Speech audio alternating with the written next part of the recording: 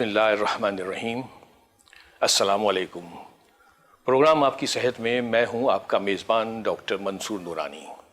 नाजरीन, दांतों और मसूड़ों की देखभाल और उनकी सफाई सुथराई के हवाले से हमारे अक्सर लोग बहुत बेपरवाह और बेफिक्र होते हैं। एक अंदाजे के मुताबिक हमारे मुल्क की निस्फ आबादी पर मुश्तमिल तबका 24 घंटों में किसी एक वक्त भी टूथपेस्ट या मंजन का इस्तेमाल नहीं करता। वो दिन भर काम काज करके रात को ऐसे ही सो जाता है और सुबह उठकर भी बिना ब्रश किए वो अपने कामों में मशगूल हो जाता है। उसके नज़दीक दांतों की सफाई सुथराई और देखभाल की कोई अहमियत नहीं होती। इसी चीज़ को लेकर हमने आज अपना ये प्रोग्राम तरतीब दिया है और इस मकसद से हमने अपने शहर के 2 मुमताज़ डेंटल सर्जन्स को मदऊ किया है। आइए मैं उनसे आपका तारुफ करा दूँ। ये हैं जनाब हमारे प्रोस्टोडोंटिक डेंटल सर्जरी के मायानाज़ प्रोफेसर डॉक्टर महमूद हुसैन साहब और उनके साथ तशरीफ़ फरमा हैं oral and maxillo facial surgery के मायानाज़ डॉक्टर प्रोफेसर जहान आलम साहब। मैं आप दोनों मेहमानों को अपने इस प्रोग्राम में खुशामदीद कहता हूँ और शुक्रिया अदा करता हूँ कि आप हमारी दावत पर यहाँ तशरीफ़ लाए।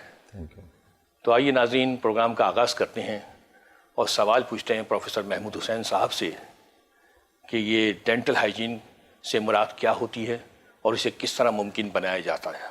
बहुत बहुत शुक्रिया, आपने हमको जो है इस प्रोग्राम में मदऊ किया। और जैसे आपने तारुफ़ी कलमात में बताया कि बदकिस्मती से पाकिस्तान में सफाई करने का दांतों के हवाले से आगाही भी कम है और इसका अमली मुज़ाहरा भी कम होता है। तो इसी वजह से उस सफाई दांतों के अच्छा तरह से करने को बुनियादी तौर पे आप समझें कि दांतों और मसूड़ों के और मुंह के यानी सफाई के अच्छे अंदाज को करने को डेंटल हाइजीन या ओरल हाइजीन कहते हैं। और जहाँ तक आपके सवाल के दूसरे हिस्से का ताल्लुक़ है कि इसको करना कैसे है, तो इसमें मुख्तलिफ़ चीज़ें। इसमें सबसे पहले तो अगर आप देखें तो आपको, जैसे आपने कहा कि हम जो है वो 2 टाइम कम से कम जो है पाबंदी से ब्रश करें, जिसमें मिसाल के तौर पे एक सुबह नाश्ता करने के बाद करें और सुबह जब इंसान उठता है नमाज वगैरह पढ़ता है तो कुल्ली कर ही लेता है और उसके बाद मिसवाक कर ली और उसके बाद जब नाश्ता किया उसके बाद एक बार जो है वो आप ब्रश करें, ठीक है। और इसी तरह एक दूसरी बार जो है रात को जब आप सोने लगे इंसान और पता हो कि अब उसके बाद आपने कुछ खाना पीना नहीं है तो फिर आप उसमें ब्रश करें। और उसमें इसके अलावा दिन में जो है आप जब भी खाना खाएं कोशिश करें अच्छी तरह कुल्ली करें, क्योंकि बुनियादी तौर पे होता यह है कि जब खाना खाया जाता है और ग़िज़ा के ज़र्रात दांतों पे रह जाते हैं, वही आहिस्ता आहिस्ता प्लाक की शक्ल इख्तियार करते हैं और वही आहिस्ता आहिस्ता कैलकुलस बनाते हैं। तो बुनियादी चीज़ इसमें यह है, अगर हम खुलासा देखें, कि आपने कोशिश करनी है कि जब भी खाना खाया जाए तो अच्छी तरह जो है खाना खाने के बाद कुल्लियाँ करके, ताकि ग़िज़ा जो है वो साफ़ हो जाए और उसके बाद कम से कम दिन में 2 दफ़ा सही तरीके से ब्रश करना है। तो फिर जो है वो डेंटल हाइजीन जिसको दांतों और मसूड़ों की सेहत को अपनाने का अच्छा रखने का नाम डेंटल हाइजीन या ओरल हाइजीन है, वो हासिल हो सकती है। अच्छा, मैं ये पूछना चाहूँगा कि ये ओरल हाइजीन में ये भी शामिल है कि हर शख्स को साल में 2 दफ़ा किसी अच्छे डेंटिस्ट को मुआयना करवाना चाहिए। जी हाँ, आपने बहुत अच्छी बात कही और इसमें अर्ज़ मैं यही करूँगा कि अगर इस तरह कर लिया जाए तो हमारे जो दांतों की सेहत इस हवाले से काफ़ी ख़राब है वो बहुत बेहतर हो जाए। और आपने मशहूर मिसल सुनी होगी कि परहेज़ इलाज से बेहतर है, और डेंटिस्ट्री का सब लोग जानते हैं कि इलाज काफ़ी महंगा है और हमारा मुल्क एक तरक्की पजीर मुल्क है। तो यहाँ पे अगर हम जिसको प्रिवेंटिव मेजर्स कहते हैं, अगर उन पे ज़्यादा जोर दिया जाए तो हम ना सिर्फ अपने दांतों की सेहत का अच्छी तरह ख्याल रख पाएंगे और दांतों की बीमारियों से महफूज भी रहेंगे। तो इसी सिलसिले में सबसे ये दुनिया भर में एक रिकमेंडेड उसूल है कि अगर आप जो है साल में 2 दफ़ा अपने डेंटिस्ट के पास जाएं और अपने दांतों का मुआयना करवाएं, तो उसमें ना सिर्फ वो आपको मौजूदा हालत के बारे में आगाही देंगे, बल्कि अगर कोई उनको लगेगा कि अगर कोई बीमारी आने का अंदेशा है तो उससे भी वो आपको आगाह रखेंगे। हाँ, ये बहुत ज़रूरी है। ये मैंने सवाल इसलिए किया क्योंकि आम लोग समझते हैं कि जब तक बीमारी ना हो जाने की ज़रूरत नहीं है जी। तो यहाँ ये उसूल है रिकमेंडेड कि आपको बीमारी हो या ना हो, लेकिन आपने किसी अच्छे डेंटिस्ट को साल में 2 दफ़ा दिखाना। बिल्कुल बिल्कुल। और उसमें यह है कि बुनियादी तौर पे इंसान के जाने की 2-3 वजूहत होती हैं जो लोग डेंटिस्ट के पास जाते हैं। या तो कोई इंसान का दर्द आता है, तो दर्द की जो कैफियत है दांतों के हवाले से, और मेरे मोहतरम डॉक्टर साहब भी इसके बारे में अपनी राय देंगे कीमती, कि वो अमूमन तब होता है जब दांत बहुत ज़्यादा बिगड़ चुके होते हैं।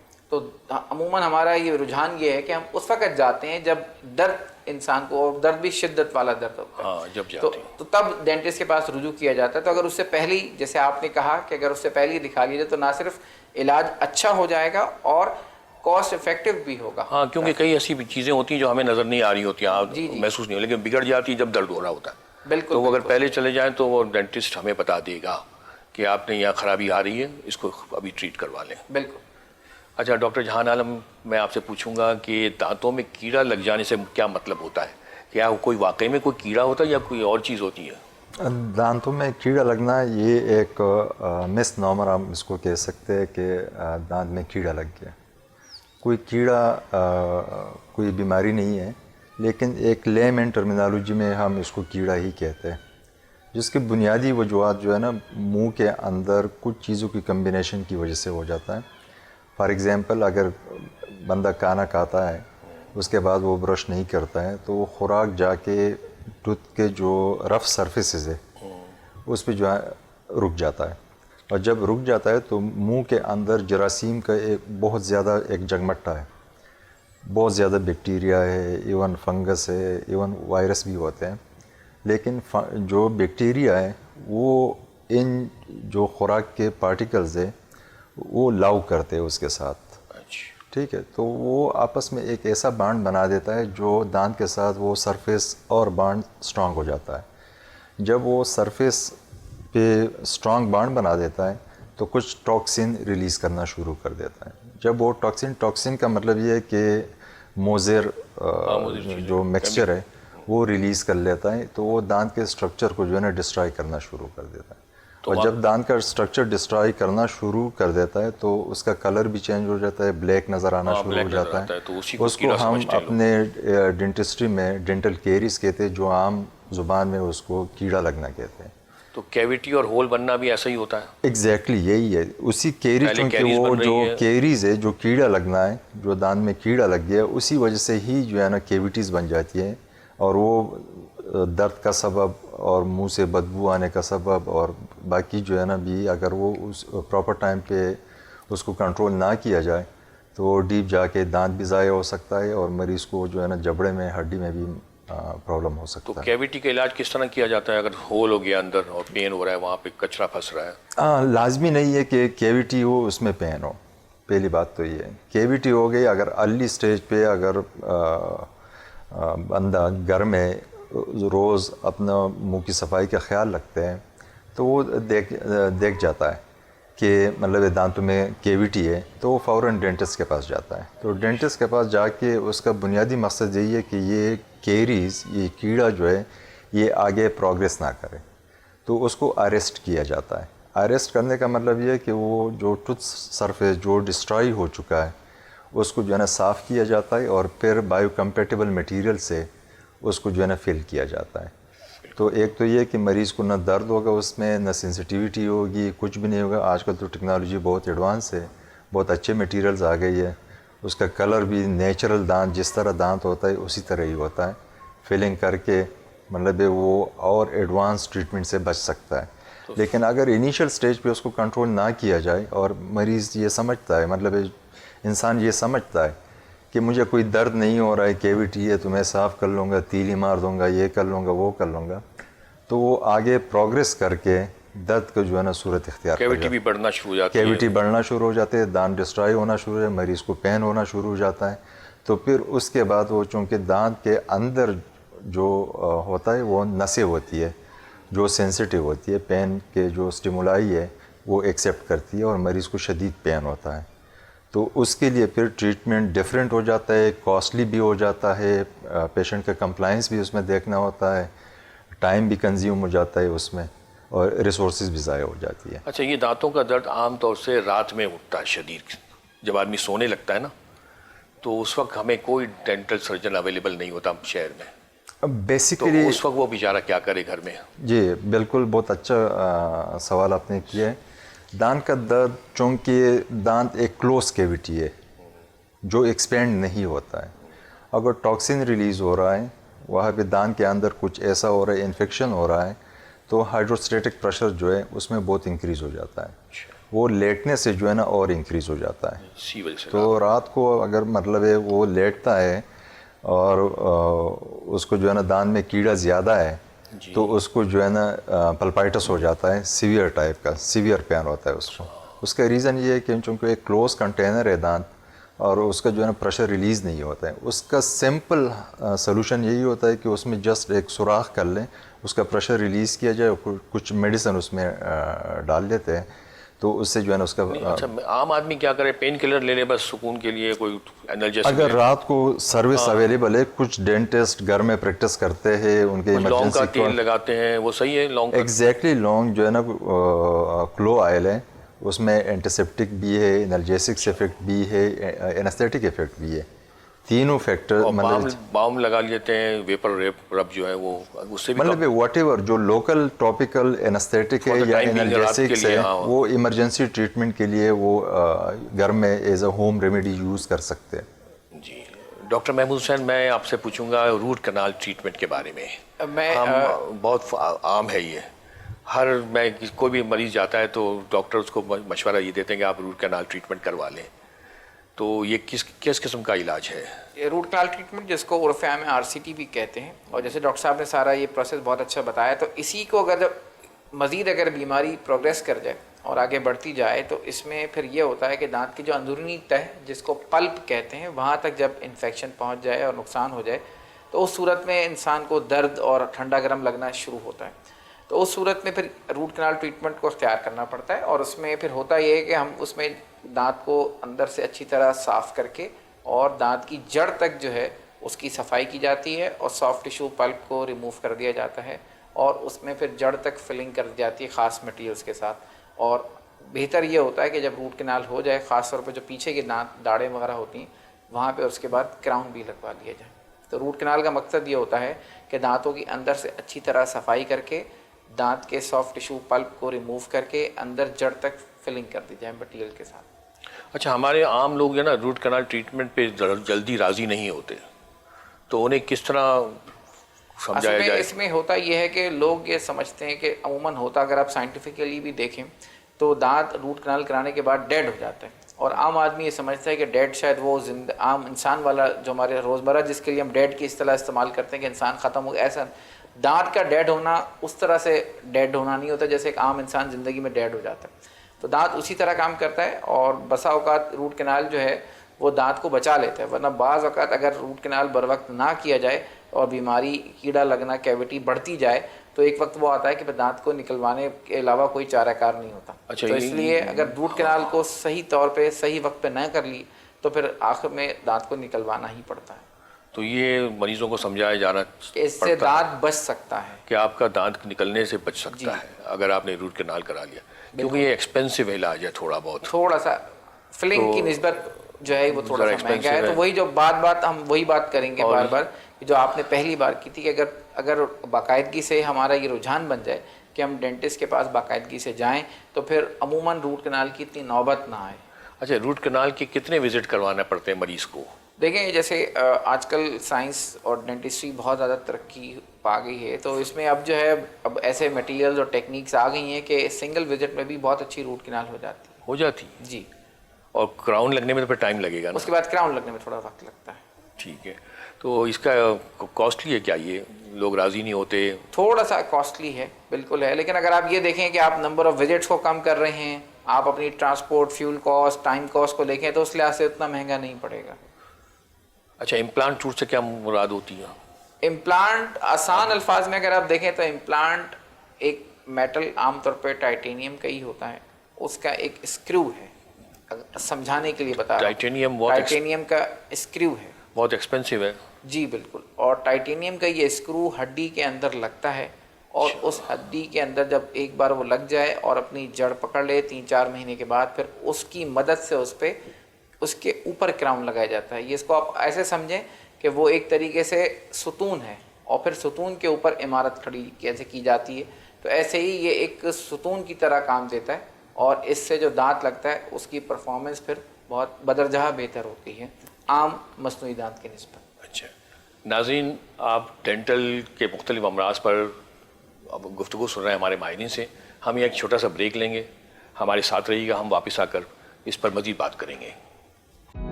ناظرین, بریک پہ جانے سے پہلے ہم امپلانٹ ٹوتھ کے بارے میں اپنے ماہرین سے گفتگو کر رہے تھے. پروگرام کا سلسلہ وہیں سے جوڑتے ہیں اور سوال پوچھتے ہیں کہ یہ امپلانٹ ٹوتھ کتنے قسم کے ہوتے ہیں, ہمارے یعنی اس کی کاسٹ کے حساب سے کون سا زیادہ مہنگا ہوتا ہے اور کون سا زیادہ سستا ہوتا ہے. اس میں عرض یہ ہے کہ امپلانٹ جو ہے بنیادی سے میں نے پہلے ہی بتایا کہ امپلانٹ ایک اسکرو ہے, تو اس میں اسکرو کے مٹیریل کی جو اوپری سطح ہے بعض اوقات وہ بہت زیادہ فائن ہوتی ہے, بعض جگہ اس میں خاص مٹیریل کی ایڈیشن کیا جاتا ہے, اور بعض جگہ امپلانٹ ایک اسکرو جو کہ ہڈی کے اندر پیوست ہو جاتا ہے, اس کے بعد اس کے اوپر ایک مزید ایک چھوٹا اسکرو لگایا جاتا ہے جس کو ابٹمنٹ کہتے ہیں. تو بعض اوقات اس کی بھی وجہ سے کاسٹ میں کمی پیشی آتی ہے. بعض اوقات ایسا ہوتا ہے کہ جگہ مثال کے طور پہ دانت کے لگنے کی کم ہے, امپلانٹ کی کم ہے, تو بعض اوقات ہمیں تھوڑا سا اس کو خاص زاویے کے ساتھ جو ہے وہ ابٹمنٹ لگانا پڑتا ہے, تو اس وجہ سے ان چیزوں کی وجہ سے کاسٹ پڑ جاتی ہے. اور پھر جیسے سب جانتے ہیں ایک برانڈ کا بھی حساب کتاب ہوتا ہے, تو ایک نام کی وجہ سے بھی کاسٹ پڑتی ہے. بنیادی طور پہ امپلانٹ کا کام جو ہے وہ دانتوں کو سپورٹ دینا ہے, تو وہ بنیادی طور پہ سبھی امپلانٹ اگر صحیح طرح سے بون کے اندر وہ لگ جائے تو پھر وہ اپنا بنیادی کام تو سبھی دے دیتے ہیں. اس کے بعد جو کاسٹ کا فرق آتا ہے وہ اس طرح آتا ہے کہ بعض اوقات بعض مٹیریلز کی وجہ سے یا ٹیکنیکس کی وجہ سے یہ کہا جاتا ہے کہ بعض امپلانٹ بون میں بہت اچھی گرپ لیتے ہیں اور ان سے امپلانٹ کے بعد ہونے والی پیچیدگیوں کی شرح کم ہو جاتی ہے, جس کی وجہ سے ان کی کاسٹ پڑتی ہے. اچھا, پھر یہاں ایک مسئلہ یہ آ رہا ہے کہ کئی لوگ میں نے دیکھے ہیں جو دانت سڑ جاتا ہے, نکل جاتا ہے, اس کے بعد وہ دوسرا ٹوتھ نہیں لگواتے ہیں, اور اس سے کیا نقصانات ہوتے ہیں ان کو؟ اس میں دیکھیں دانتوں کی کہا جاتا ہے کہ دانت جو ہے وہ تسبیح کے دانوں کی طرح ہوتے ہیں, اگر تسبیح میں سے ایک دانہ بھی نکل جائے تو فرق تو پڑتا ہے. تو ایسے ہی دانت اگر کوئی خاص طور پہ ہمارے یہاں یہ ہوتا ہے کہ اگر سامنے کے دانت نکل جائیں تو لوگ فوراً ڈینٹسٹ کے پاس, کیونکہ وہ سامنے نظر آتے ہیں دانت اور اس میں وہ خوبصورتی اور بیوٹی متاثر ہوتی ہے, جس کو ہم اپنے ٹیکنیکل ٹرم میں زیادہ تر استھیٹکس کہتے ہیں. تو وہ اس وجہ سے لوگ آ جاتے ہیں. لیکن جب پیچھے کے دانتوں میں کوئی مسئلہ ہوتا ہے جیسے آپ کہہ رہے ہیں, تو پھر ذرا لوگ کم جاتے ہیں, اور اس میں پھر ہوتا یہ ہے کہ اگر لوگ کھا آ رہے ہیں اور گزارا ہو رہا ہے تو لوگ عموماً رجوع نہیں کرتے ڈینٹسٹ کی طرف. نقصان کی جہاں تک بات ہے تو اگر ایک دانت جب نکل جاتا ہے تو دوسرے دانت آہستہ آہستہ کمزور پڑ جاتے ہیں اور ان میں بھی تھوڑی حرکت شروع ہو جاتی ہے, تو بعض اوقات اس میں ان دانتوں کی صحت کے متاثر ہونے کا امکان بھی بڑھ جاتا ہے. اچھا, وہ سپورٹ ختم ہو جاتی ہے تو وہ سلپ ہونے لگتے ہیں اپنی. جی بالکل, سلپ تو نہیں کہیں گے, ہلکا سا اس میں موومنٹ آ جاتی ہے, ہلکا سا بہت مائنر آتی ہے, اس لیے لوگ فوراً اس کا نوٹس نہیں لیتے.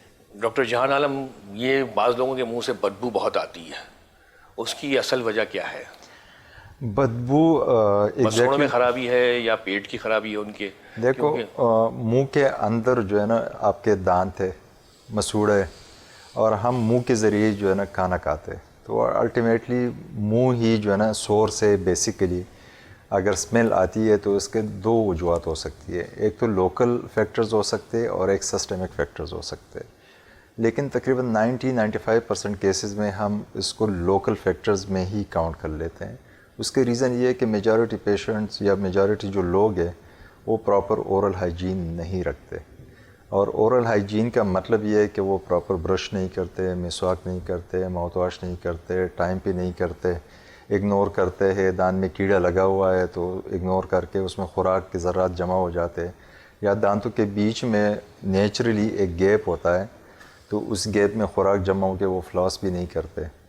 تو وہ خوراک اگر 2 گھنٹے سے زیادہ منہ کے اندر جم جاتا ہے تو الٹیمیٹلی اس میں بدبو آنا شروع ہو جاتی ہے, چونکہ وہاں پہ بیکٹیریا, جس طرح میں نے پہلے عرض کی تھی کہ وہاں پہ ٹاکسین ریلیز ہونا شروع ہو جاتے ہیں. تو ٹاکسین اور کچھ فوڈ کی جو ہے نا ڈیکمپوزیشن کی وجہ سے بدبو آنا شروع ہو جاتا ہے. میجورٹی کیسز میں چونکہ ایسا ہوتا ہے کیونکہ یہ جو خوراک اور یہ بیکٹیریا ایکیمولیٹ ہو کے دانت کے اوپر ایک سرفیس بنا دیتا ہے, جس کو عام زبان میں پلیک کہتے ہیں یا کیلکولس کہتے ہیں یا ٹاٹر کہتے ہیں. اس کے اوپر خوراک کے لیئر جمتے جمتے جمتے جمتے وہ دانتوں کے مسوڑوں کو اور دانتوں کو جو ہے نا وہ کمزور کر دیتے ہیں. اس سے جو ہے نا مسوڑا بھی اپنی جگہ چھوڑ دیتا ہے اور دانت بھی ہلنا شروع ہو جاتا ہے. تو الٹیمیٹلی وہ سورس ہے اور وہاں پہ بیکٹیریا کی کنٹامینیشن اور زیادہ ہو جاتی ہے, تو بدبو آنا اور زیادہ شروع ہو جاتا ہے. تو اس کا جو پراپر مطلب ہے, اور بھی اس کے سسٹمک کاز جو آپ نے پوچھ لیا کہ معدے کی خرابی کی وجہ سے, تو گرڈ کی وجہ سے بھی ہو سکتا ہے, جس کو ہم گیسٹرواسوفیجل ریفلکس ڈیزیز کہتے ہیں. وہ مریض کو اگر پرابلم ہے ریگرجیٹیشن کا, تو خوراک منہ میں آتا ہے, وہ ایسڈز ہے تو وہاں پہ جو ہے نا دانتوں کو بھی خراب کر دیتا ہے اور اس کے منہ سے بدبو آنا بھی شروع ہو جاتا ہے. اچھا, کچھ لوگوں کے دانت باہر کی طرف نکلے ہوئے ہوتے ہیں, خاص کر فیمیلز کو بہت برا لگتا ہے, تو اس کا وہ کیا وجہ اور علاج کیا ہوا ہے اس کا؟ بنیادی وجہ تو ہم اس کو جینز ہی ذمہ وار کرتے ہیں, مطلب جینیٹک فیکٹر ہو سکتا ہے, فیملیئر ہو سکتا ہے, لیکن وہ کس ایج میں ہمارے پاس آتا ہے ڈینٹسٹ کے پاس, یا ایک اسپیشلائزڈ جو ڈینٹسٹ ہوتا ہے جس کو ہم آرتھوڈونٹسٹ کہتے ہیں یا میگزیلوفیشل سرجن کہتے ہیں, اگر وہ ارلی سٹیج میں آتے, مطلب یہ کہ بچہ ہے یا بچی ہے, اس کی ایج 10-12 سال ہے اور اس کے دانت ٹیڑھے ہے یا آگے یا پیچھے ہے, یا جبڑا چھوٹا ہے یا بڑا ہے, ہم اسی وقت جو ہے نا اس کے دانتوں کو بھی مینیپولیٹ کر سکتے, اس کو ایڈجسٹ کر سکتے آرتھوڈونٹیکلی, مطلب دانت کے موومنٹ سے. اگر جبڑا چھوٹا ہے فرض کیجئے, تو ہم جو ہے نا فنکشنل میٹرکس تھیوری کے تھرو مطلب کچھ اپلائنسز دے دیتے ہیں, اس کے جبڑا بھی جو ہے نا ریماڈلنگ کے ذریعے بڑا کر سکتے ہیں. اگر جبڑا بڑا ہے فرض کیجئے تالو بڑا ہے, تو ہم اس کو سکویز بھی کر سکتے ہیں, چھوٹا بھی کر سکتے ہیں. اگر چھوٹا ہے تو اس کو بڑا بھی کر سکتے ہیں. ہاں, اس میں دوسری بات جو آتی ہے مطلب ہے کہ اگر وہ 18+ میں یا 16+ میں آتا ہے, ایج کی میں بات کر رہا ہوں, تو اس میں پھر گروتھ سپرٹ اس کا ختم ہو جاتا ہے, مطلب اس کا بھی جو باڈی کا گروتھ پوٹینشیل ہے وہ ختم ہو جاتا ہے. جب وہ گروتھ پوٹینشیل ختم ہو جاتا ہے, تو اسی وقت ہم اس پیشنٹ کی باڈی کے جو گروتھ پوٹینشیل ہے اس سے کوئی فائدہ نہیں اٹھا سکتے. تو اس سٹیج میں پھر ہم آرتھوڈونٹک ٹریٹمنٹ بھی پیشنٹ کو ایڈوائز کرتے ہیں اور ساتھ ساتھ سرجری بھی ایڈوائز کرتے ہیں, تاکہ ہڈی کو یا تو اوپر آگے لے کے آئے یا پیچھے لے کے آئے اس حساب سے. تو اس میں پھر ملٹی ڈسپلنری اپروچ ہوتا ہے, آرتھوڈونٹکس اور آرتھوگنیٹک سرجن جس طرح میگزیلوفیشل سرجن, یہ دونوں مل کے پیشنٹ کو پہلے گائیڈ کیا جاتا ہے, اس کے کنسرنس پوچھے جاتے ہیں کہ اس کو کیا چاہیے. ان کے کنسرنس کے حساب سے ہم اس کی جو ہے نا موک سرجری کرتے ہیں. موک سرجری اس کو دکھا دیتے کیا ہے آپ کو یہ ریزلٹس پسند ہے, اگر وہ اوکے کرتا ہے یا کرتی ہے تو ہم پروسیڈ کرتے ہیں اور اس کو جو ہے نا وہ ریزلٹ دینے کی کوشش کرتے ہیں, سرجیکلی اینڈ آرتھوڈونٹیکلی بوتھ. تو یہ بریسز لگتے ہیں اس کے بعد کیا؟ ہاں, آرتھوڈونٹک کا مطلب یہی ہے کہ ان کو بریسز سرجری سے پہلے بھی لگتے ہیں, سرجری کے بعد بھی بریسز لگتے ہیں. اور یہ کتنے مہینوں کا پروسیس ہے بریسز؟ چونکہ ایج جس طرح میں نے پہلے عرض کی کہ دس از ایج ڈپینڈنٹ ٹریٹمنٹ.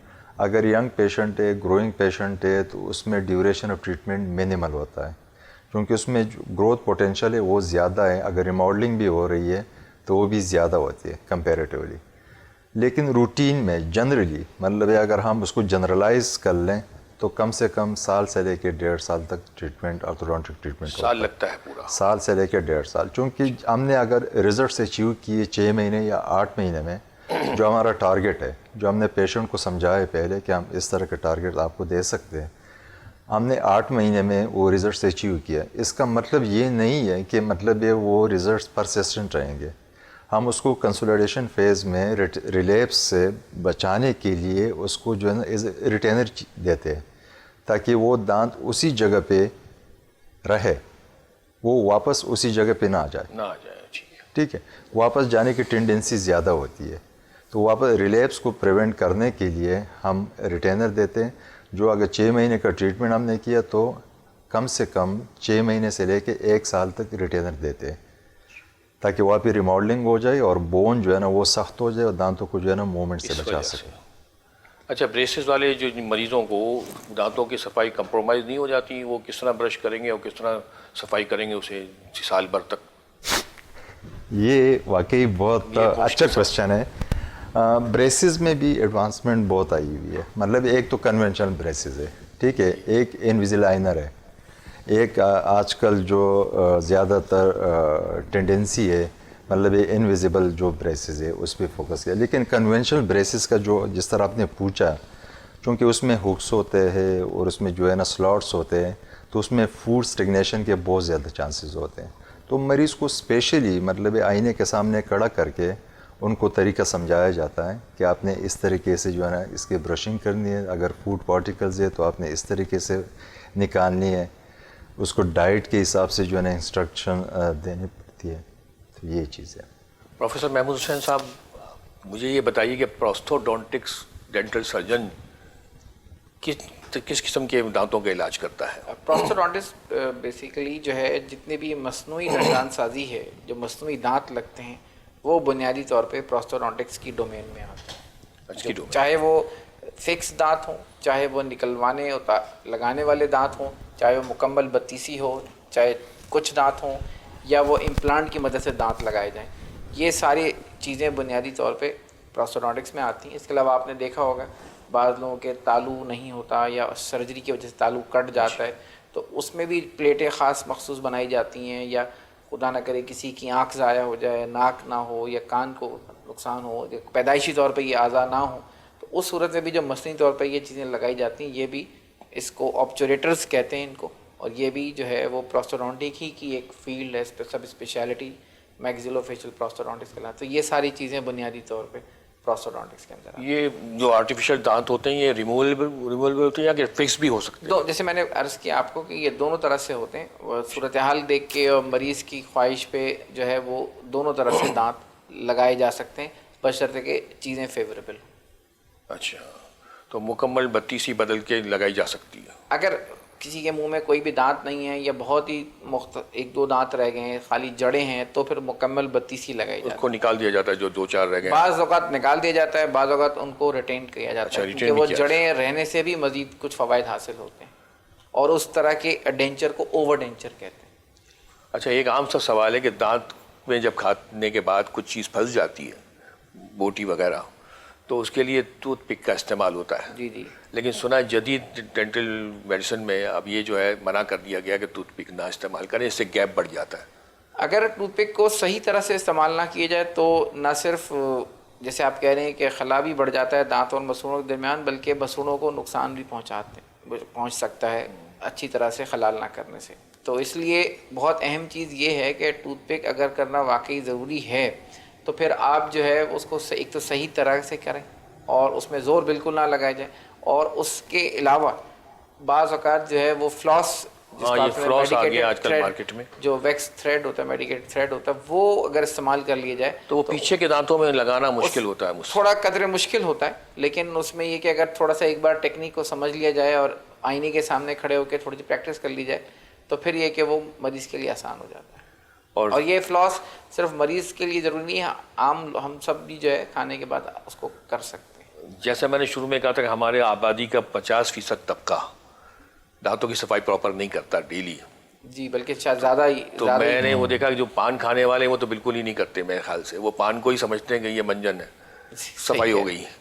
तो सिगरेट और पान खाने से दांतों को नुकसान क्या क्या हो सकते हैं? बहुत ज़्यादा। एक तो देखें इन चीज़ों के खाने से, जो क्योंकि ये चीज़ें कोई बताते ख़ुद अपनी ज़ात में कोई अच्छी चीज़ें नहीं हैं, और इनमें जो जिन चीज़ों से ये इस तरह की चीज़ें बनाई जाती हैं वो भी अजीब से मसाले जात और पुराने और नुकसान जिस्म को पहुंचाने वाली चीज़ें होती हैं।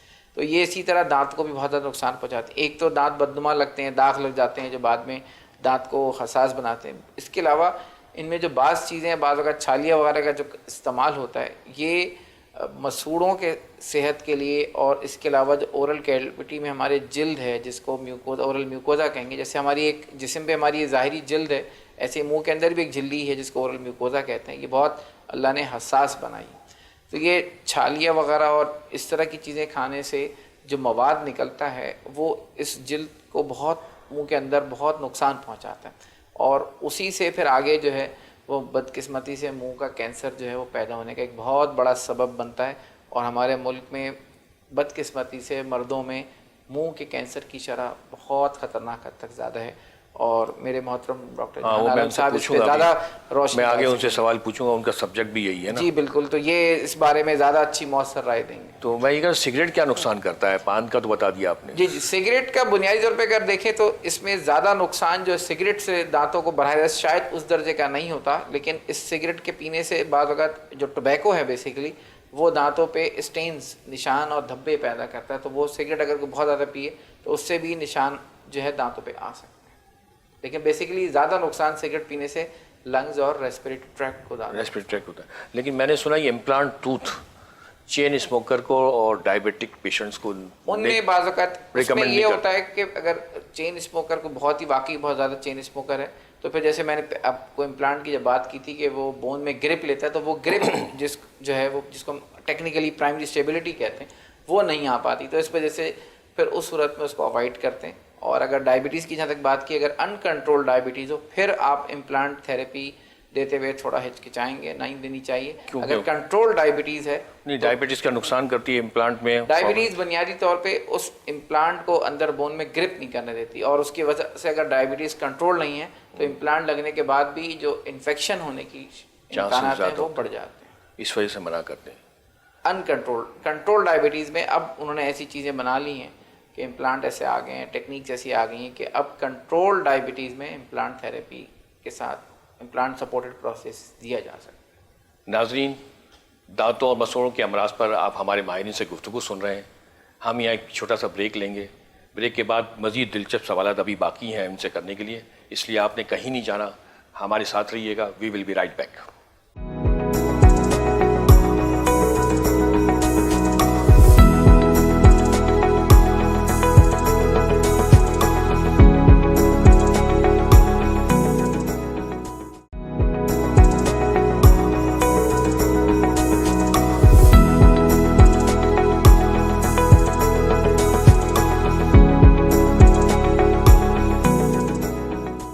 ناظرین، بریک پہ جانے سے پہلے ہم اپنے ماہرین سے دانتوں اور مسوڑوں کے امراض پر گفتگو کر رہے تھے. پروگرام کا سلسلہ وہیں سے جوڑتے ہیں اور اب اگلا سوال کرتے ہیں پروفیسر جہان عالم سے کہ یہ کینسر کے جو امراض ہیں منہ کے لیے اور دانتوں میں، اس میں کیا کیا پرابلم ہوتے ہیں اور وہ اس کا علاج کس طرح کرتے ہیں. جی ڈاکٹر صاحب.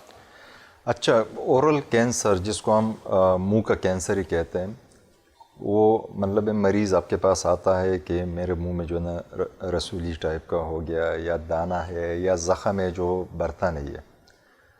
تو ہم ڈائریکٹ اس کو کینسر لیبل نہیں کرتے. ہم اس کے لیے کچھ ایک پروسیجر ہے جس کے تھرو ہم جاتے ہیں اور مریض کی ہسٹری لیتے ہیں سب سے پہلے. تو کچھ فیکٹرز ایسے ہیں جو ہم ہسٹری پہ رول آؤٹ کر لیتے ہیں کہ آیا مریض، جس طرح آپ نے پہلے سر سے پوچھا ہے کہ اسموکنگ کا کوئی ایفیکٹ ہے. اگر اسموکنگ کو ہم مائکرو لیول پہ دیکھ لیں تو اسموکنگ ڈائریکٹ ایفیکٹ بھی آپ کے مسوڑے پہ یا آپ کے منہ کے اندر جو میوکوزا ہے، جو تین لیئر ہے، اس پہ بھی ہوتا ہے، اور اس کا سسٹمک ایفیکٹ بھی ہے. تو دونوں ایفیکٹس جب سائنرجسٹک ایفیکٹ ہوتا ہے تو وہ بہت زیادہ ٹاکسک ہوتا ہے. اگر ایک پیشنٹ ہے جو اسموکنگ کرتا ہے تو ساتھ ساتھ اس کے اور بھی بیڈ ہیبٹس ہوتے ہیں. مطلب ہے وہ ڈرنک بھی کر سکتا ہے، وہ پان، چالیا، گٹکا، ماوا، واٹ ایور جو بھی ہم اس کو نام دے دیں، یہ ساری چیزیں کارسینوجینک ہے. کارسینوجینک کا مطلب یہ ہے کہ وہ کینسر کا ذریعہ بن سکتا ہے. ادھر ہم صرف اورل کینسر پہ زیادہ فوکس کرتے ہیں، چونکہ اورل کینسر کراچی میں اسپیشلی اگر ہم دیکھتے، باقی ملک میں اورل کینسر اتنا نہیں ہے، پاکستان میں کراچی میں زیادہ ہے. اور اس کا مین ریزن جیوگرافک، جو یہاں کے لوگ ہیں پان، چالیا، گٹکا، ان چیزوں کا ایز اے روٹین، مطلب ہے گھر میں بچہ بڑا سب یوز کرتے ہیں. وہ اگر لانگ ٹرم کے لیے یوز کرتے، زیادہ عرصے کے لیے یوز کرتا ہے، تو اس کے لوکل ایفیکٹ زیادہ ہے. مطلب اسی وقت چونکہ وہ منہ میں 10 منٹ کے لیے 15 منٹ کے لیے رکھتے ہیں تو ڈائریکٹ جو ہے نا میوکوزا اس کو ایبزارب کرتی ہے، اور اس کے جو بائی پروڈکٹس ہے وہ کارسینوجینک ہے، وہ کینسر کا ذریعہ بن سکتا ہے. تو وہ ایک تو یہ ہم لوکل فیکٹرز کی بات کرتے ہیں. کچھ ایسی بھی بات ہے کہ مطلب یہ جینیٹک پریڈسپوزیشن بھی ہے، مطلب یہ جینز کا بہت بڑا رول ہے اس میں. ایک بندہ ہے وہ آتا ہے آپ کے پاس کہتا ہے کہ ڈاکٹر صاحب وہ تو 20 سال جو ہے نا یوز کر رہا ہے اس کو کینسر نہیں ہوا, میں نے 1 مہینے کے لیے یوز کیا ہے اور مجھے کینسر ہو گیا. تو اس کا مطلب یہ نہیں ہے کہ مطلب یہ کہ آپ کو نہیں ہوگا, ہو سکتا ہے آپ کو بھی ہو سکتا ہے, ایک ایکومولیٹو ایفیکٹ ہے اس کا. لیکن وہ اس کے جین جینیٹیکلی وہ پرون تھے تو اس کے جین نے جلدی یہ چیز ایکسیپٹ کی ہے اور وہ ماڈیفائی ہو کے میوٹیٹ ہو کے وہ کینسر کے فارم میں آ گیا. تو لوکل فیکٹرز کو ہم زیادہ ہی رول آؤٹ کرتے ہیں. پھر اس کی جو تشخیص ہے مطلب اس کو ہم نے دیکھنا ہے کہ واقعی یہ کینسر ہے یا نہیں ہے. جو WHO کرائٹیریا ہے, پروٹوکالز ہے, مطلب یہ اگر ایک بندہ ہے روٹین کا آفٹر 40 ایئرس روٹین کا چیک اپ ہونا چاہیے. اورل کیویٹی کینسر کے حوالے سے میں بات کر رہا ہوں. باقی پہلے جو 6 مہینے 1 سال کا وہ سر نے ریکمنڈیشن دی اور امریکن ڈینٹل ایسوسیشن کی بھی ریکمنڈیشن ہے کہ اورل ہائیجین کو جنرلی دیکھا جائے. ابھی اگر کینسر کو ہم فوکس کرتے ہیں تو اگر ہیبٹ سے تو ایوری 6 منتھس اس کو اورل کیویٹی کی ایگزامینیشن مسٹ ہے. لیکن اگر کوئی بیڈ ہیبٹس نہیں ہے تو ایئرلی ریکمینڈڈ ہے کہ ہم اس کو دیکھیں کہ آیا وہاں پہ کوئی چالا تو نہیں ہے, آیا وہاں پہ کوئی السر تو نہیں ہوا ہے, آیا وہاں پہ کوئی ایسا زخم تو نہیں ہے جو درد نہیں کراتا ہے لیکن وہ چالا بڑھ رہا ہے. کیونکہ ادھر کینسر کے جو ہمارے پاس پیشنٹ آتے ہیں اورل کینسر کے بہت ایڈوانس سٹیج میں آتے ہیں. اس کا ریزن یہی ہے کہ کینسر بذات خود کوئی پین نہیں کراتا, اور ہم پین کو ایز اے ڈاکٹر ہم یہ کہتے ہیں کہ پین از لائف, پین زندگی ہے, درد زندگی ہے. اگر مریض کو درد ہوتا ہے تو وہ ڈاکٹر کے پاس فوراً جاتا ہے, لیکن کینسر میں تو درد ہوتا نہیں ہے اسٹارٹ میں. جی بہت اچھی بات. درد تب ہوتا ہے جب وہ اتنا ڈسٹرکشن کرتا ہے کہ وہاں پہ جو نرز ہے مطلب نسیں ہے یا ہڈی ہے اس کو جو ہے نا ڈیمیج کر لے, اس کو توڑ دے, وہ ٹوٹ جائے. وہ جب کھانا کھاتا ہے یا مطلب کوئی چیز اس پہ لگ جاتی ہے تو اس کو درد شروع ہو جاتا ہے, اور پھر وہ کوالیفائڈ ڈاکٹر کے پاس جاتا ہے یا کویکس کے پاس جاتا ہے. کبھی کبھار کویکس بھی کینسر کے جو مرض ہے اس میں بڑھانے میں جو ہے نا ان کا بہت بڑا ہاتھ ہے. وہ کہتے ہیں کہ یہ جس زخم ہے میں دوائی دے دیتا اور ٹھیک ہو جائے گا, اس میں سال لگ جاتے ہیں. کچھ ایسا بھی ہے کہ معذرت کے ساتھ کچھ لوگ ایسے بھی بیٹھے ہوئے جو کہتے ہیں کہ نہیں ہم اس کا جو ہے نا روحانی علاج کرتے ہیں. تو یہ مطلب بیماری کو بڑھانے کے لیے, اور وہ ایسی کچھ چیزیں دے دیتے ہیں مکسچر آف میڈیسنز کہ وہ ٹیمپری ان کے سمٹمز کو جو ہے نا کم کر دیتا ہے. تو سمٹمز کم کرنا کینسر کا یا منہ کے اندر رسولی کا علاج نہیں ہے. وہ جب بڑے ہاسپٹل میں ٹرشری کیئر ہاسپٹل میں جاتا ہے تو ایڈوانس سٹیج 3 سٹیج 4 تک پہنچ چکا ہوتا ہے. ہمیں پتہ ہوتا ہے چونکہ ہمیں پتہ ہے کہ کینسر کی یہ علامت ہے, لیکن ہمیں جسٹیفائڈ پروف چاہیے. ہم اس کی بایاپسی کرتے ہیں, ایک چھوٹا سا پیس لیتے ہیں.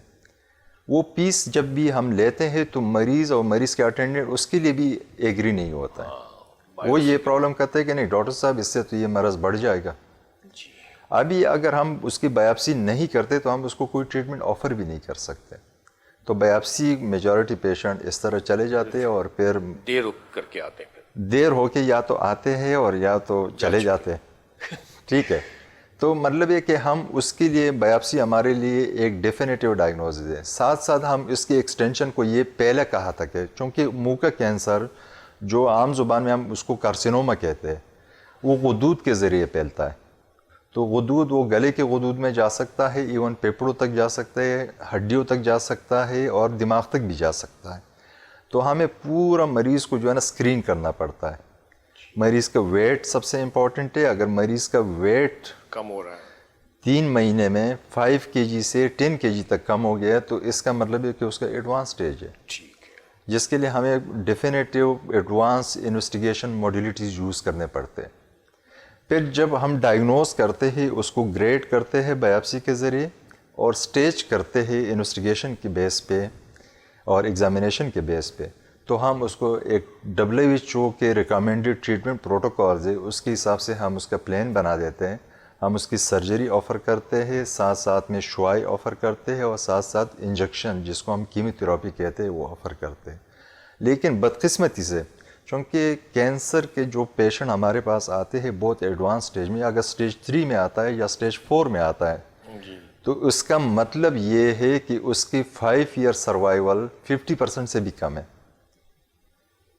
تو یہ 5 ایئرس مطلب 5 سال تک اگر 100 مریض آتے ہیں تو 50 مریض زندہ نہیں رہتے ہیں. صحیح بات. وہ چلے جاتے ہیں. اچھا، اس کینسر کے علاوہ اورل اینڈ میکسیلوفیشل سرجری میں کیا ٹراما بھی آتا ہے؟ جیسا ایکسیڈنٹ میں کبھی کسی کا جبڑا ٹوٹ گیا تو اورل اینڈ میکسیلوفیشل سرجن کا مطلب یہ ٹرمز جو ہے نا کافی مشکل ہے، یہ زبان پہ لوگوں کا آتا بھی نہیں ہے. اورل کا مطلب ہے منہ، میکسیلوفیشل کا مطلب یہ ہے کہ جبڑے. تو منہ اور جبڑوں کا جو ڈاکٹر ہوتا ہے اس کو ہم میکسیلوفیشل سرجن کہتے ہیں. تو منہ اور جبڑوں کا جو بھی بیماری ہے اس میں صرف یہ ٹراما نہیں ہے، صرف کینسر نہیں ہے، مطلب وہ قدرتی طور پہ چھوٹے بھی ہو سکتے ہیں، قدرتی طور پر بڑے بھی ہو سکتے ہیں. اس کی وجہ سے اگر جبڑا چھوٹا ہو تو سانس لینے میں بھی دشواری ہو سکتی ہے. ادھر غدود بھی ہے چہرے میں اچھے خاصے، ٹھیک ہے، غدود کی بھی بیماری ہو سکتی ہے. تو یہ سارے جو کمبینیشن آف ڈیزیزز ہے یہ میکسیلوفیشل سرجن ہی ڈیل کرتا ہے. تو اس کے لیے انڈور ٹریٹمنٹ ضروری ہوتا ہے نا، ایڈمٹ ہونا پڑتا ہے پیشنٹ کو؟ لازمی ہے. مطلب یہ اگر ٹراما کا ڈینٹسٹری میں عام طور سے ویسے او پی ڈی کا ٹریٹمنٹ ہے نہیں، لیکن میکسیلوفیشل سرجری دس از میکسیلوفیشل، اور یہ تو بہت خطرناک جگہ ہے. مطلب یہ اگر کسی کو چوٹ لگ جاتی ہے، ایکسیڈنٹ ہو جاتا ہے، جبڑے ٹوٹ جاتے ہیں تو خون بہنا شروع ہو جاتا ہے، اس کا سانس جو ہے نا رک جاتا ہے. تو میکسیلوفیشل سرجری تو بہت زیادہ امپورٹنٹ ہے. اگر مطلب ہے ہم اس کو ایٹیلس کے پروٹوکول کے تحت ٹریٹ کرتے ہیں.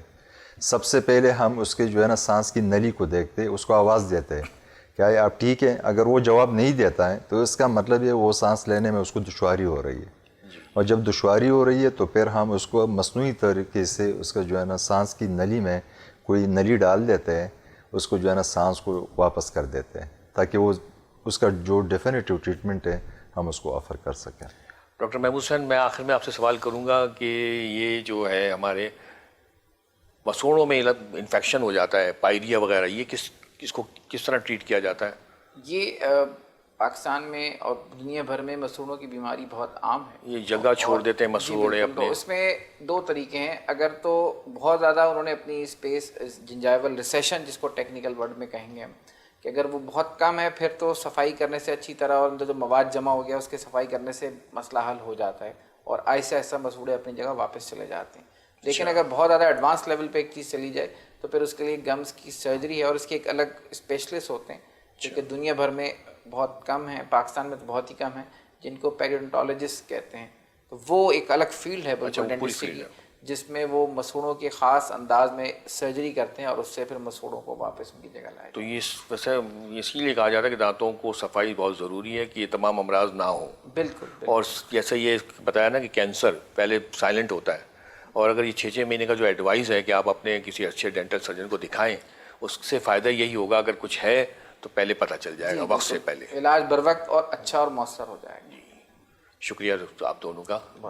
ناظرین، آپ نے ہمارے ماہرین سے آج دانتوں اور مسوڑوں کے مختلف امراض اور ان کے علاج کے بارے میں تفصیلی گفتگو سنی، جس کے بعد آپ کو اندازہ ہو گیا ہوگا کہ دانتوں کی صفائی ستھرائی اور ان کی دیکھ بھال ہماری صحت کے لیے کتنی ضروری ہے. جس طرح ایک اچھا لباس ہماری پرسنالٹی کو 4 چاند لگا دیتا ہے، اسی طرح خوبصورت دانت بھی ہماری شخصیت کو جاذب نظر بنا دیتے ہیں.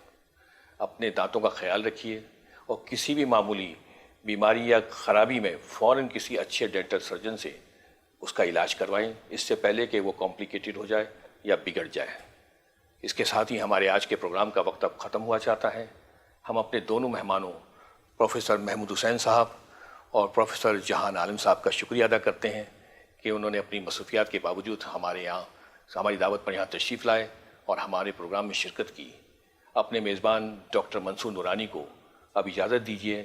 آئندہ ہفتے کسی نئے موضوع پر کسی نئے مرض پہ انشاءاللہ ضرور حاضر ہوں گے. تب تک کے لیے فی امان اللہ.